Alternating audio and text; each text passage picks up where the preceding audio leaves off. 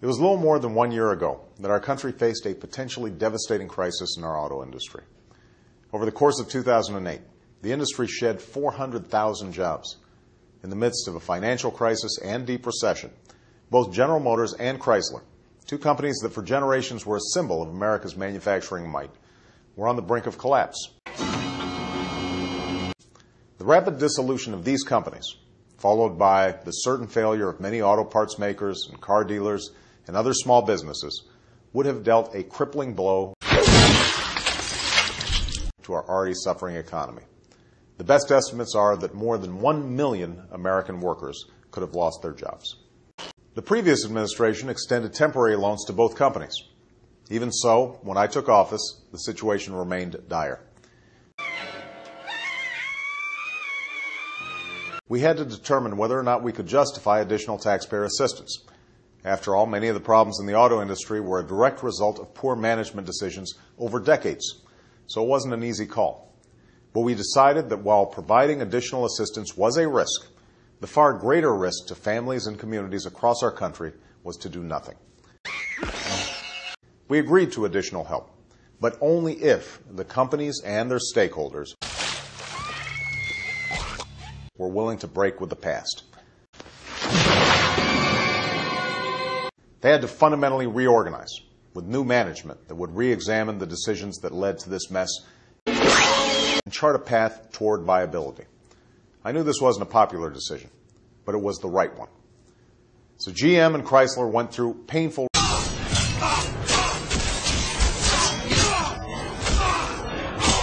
restructurings, ones that required enormous sacrifices on the part of all involved.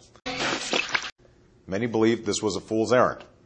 Many feared we would be throwing good money after bad, the taxpayers would lose most of their investment, and that these companies would soon fail regardless. But 1 year later, the outlook is very different. In fact, the industry is recovering at a pace few thought possible.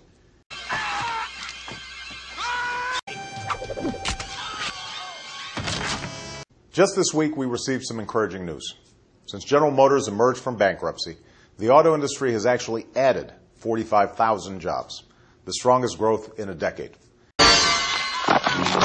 Finally, we're bringing to an end many of the emergency programs designed to stabilize the financial sector and restart lending so folks could finance cars and trucks, as well as homes and small businesses.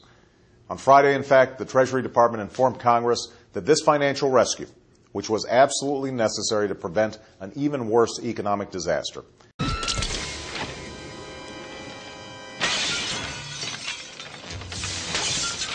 will end up costing taxpayers a fraction of what was originally feared.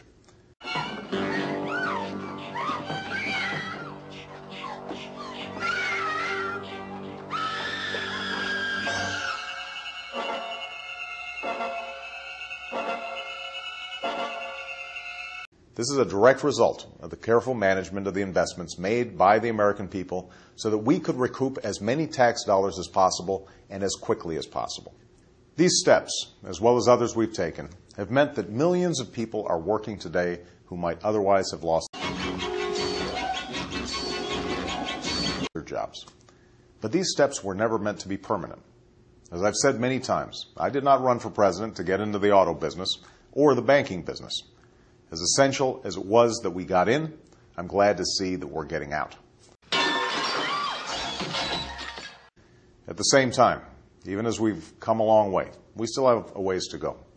The auto industry is more stable today, and the economy is on a better footing. But people are still hurting.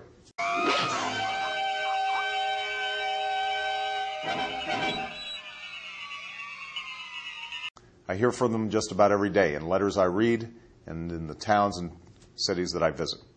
No matter what the economic statistics say, I won't be satisfied until folks who need work can find good jobs.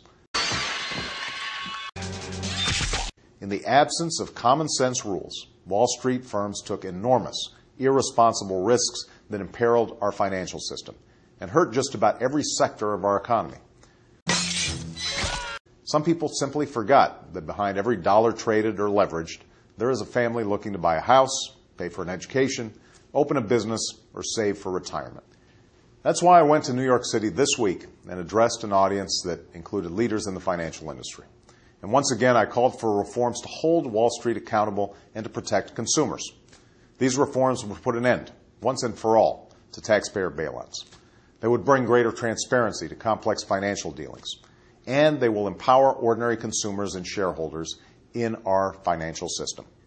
Folks will get clearer and more concise information when they make financial decisions, instead of having to worry about deceptive fine print.